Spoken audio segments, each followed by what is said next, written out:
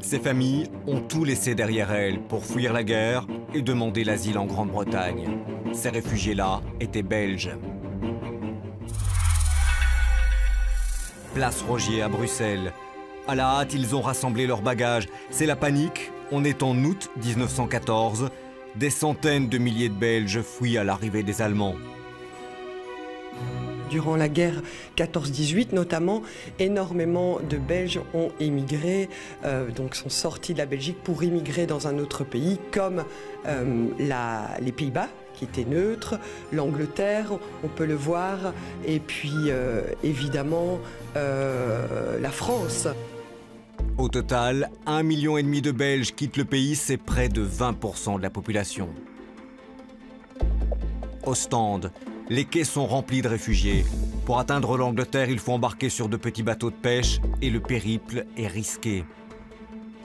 En Grande-Bretagne, des citoyens ouvrent leurs portes aux familles. Des classes sont installées pour les enfants réfugiés. Une solidarité qu'on retrouve aussi en France. Durant les premiers mois de la guerre, l'accueil est vraiment très généreux. Ils sont accueillis gratuitement au sein de familles britanniques. Le gouvernement français leur accorde une allocation. Et puis assez rapidement, cette solidarité va s'effriter et à partir de 1915, la situation va parfois devenir plus difficile. Les réfugiés belges vont progressivement passer du statut de héros, de victime de l'ennemi allemand, à celui de lâche, de profiteur. Ils suscitent de plus en plus de réactions hostiles. Ils prennent notre argent, ils prennent notre travail, ils ne s'habillent pas comme nous, ils troublent l'ordre public. Il faut dire qu'en ces temps difficiles, ces réfugiés représentent une charge importante, en particulier aux Pays-Bas. C'est l'aspect massif des choses. Il faut savoir qu'en 1914, les Pays-Bas reçoivent pas loin d'1 million de réfugiés. C'est un pays qui compte 6 millions d'habitants. Donc ça risque de déstabiliser le pays. Donc là, les réticences apparaissent beaucoup plus rapidement parce que c'est le chiffre qui est impressionnant. 25 ans plus tard, l'histoire se répète. Là encore, 1,5 million de Belges se réfugient à l'étranger, mais cette fois, très largement en France. Ils y seront en partie accueillis par des familles. J'étais une petite fille de 5 ans, donc j'ai vécu les événements de l'Exode, s'est sauvé vers la France, avant l'arrivée des Allemands. Et on a eu beaucoup de chance, on est arrivés tous sains et saufs dans le milieu de la France. Et de Toulouse, où le train s'arrêtait, on était dispatchés dans les différents villages. C'était les gens qui se dévouaient en France pour nous accueillir. Mais cette solidarité, elle va encore une fois s'effriter au fil du temps.